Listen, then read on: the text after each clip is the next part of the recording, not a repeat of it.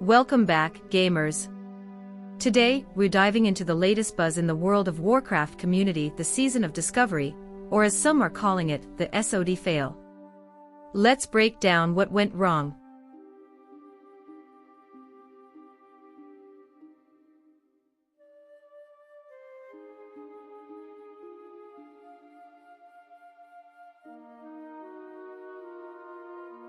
The Season of Discovery promised to bring fresh content and innovative gameplay mechanics to keep the World of Warcraft experience exciting. But unfortunately, it didn't quite hit the mark. So, what happened? Unrealistic expectations. First off, the hype. Blizzard's marketing set some pretty high expectations. They promised groundbreaking changes and a return to the game's roots with a twist. While the concept was exciting, the actual delivery left many players feeling let down. While Phase 1 was well received, the delay in releasing Phase 2 caused significant frustration among players, leading many to abandon the game. When Phase 2 finally launched, players were eager to reach level 40 to explore Gnome Regan. However, the recent release of a new patch in the retail version meant fewer players returned. Those who did return focused on leveling by spamming Scarlet Monastery dungeons, rather than engaging in quests. Blizzard intended to promote cooperative content, but players preferred efficient dungeon leveling, contributing to the downfall.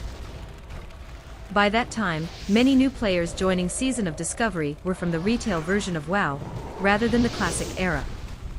This led to friction because retail players treated SOD like a retail game. Elitist groups, similar to GDKP groups, began to form. In contrast, classic-era players are more cooperative and engaged with the game's content. Retail players often focused on quick progress and boasting about their achievements, creating a divide between the two communities.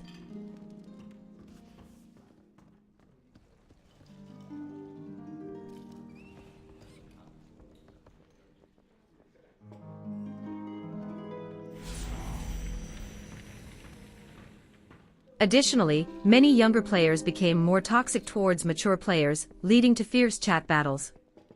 Around this time, Blizzard implemented an auto-ban system for abusive language, which was often misused. Players were left with two options: stick to a small group of friends and play quietly, or risk getting banned, even for trivial actions like receiving gold. Attitudes and chats like this were often seen like in guild chats and world chats.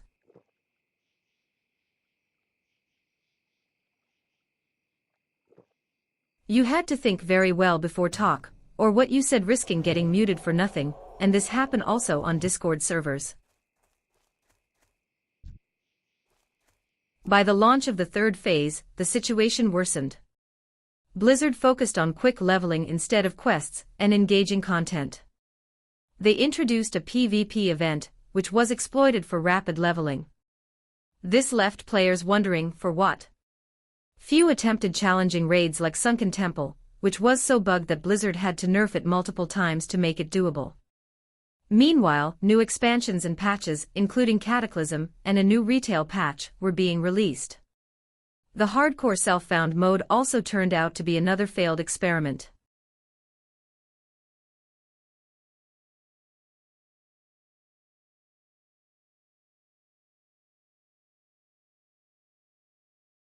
After reaching level 50, there wasn't much to do on the empty servers. The few players who attempted to raid were very elitist, treating others poorly, and not inviting them to raids or helping them gear up in lower-level dungeons. This turned the game mode into a more solitary experience, despite it being designed for party content. Even today, the SOD server remains sparsely populated, despite the release of the fourth phase a week ago. It's not as active as it once was, or compared to other servers. Many players, despite being level 60, are still trying to gear up in low-level dungeons. In the past week, only one new dungeon zone has been released, and it's barely being run by anyone on this server. With the upcoming retail patch next week, there's little motivation to continue playing Season of Discovery. The new content is heavily based on reputations and grinding, making it unfriendly for alts. Considering that this content is set to be wiped in few months, is it really worth it to keep playing SOD? For me, sadly, it's dead. Please share what caused you to stop playing SOD, and your thoughts on Blizzard developers' perceived inability to create compelling new content in the classic era. What are your expectations beyond simply receiving a few spells from other expansions?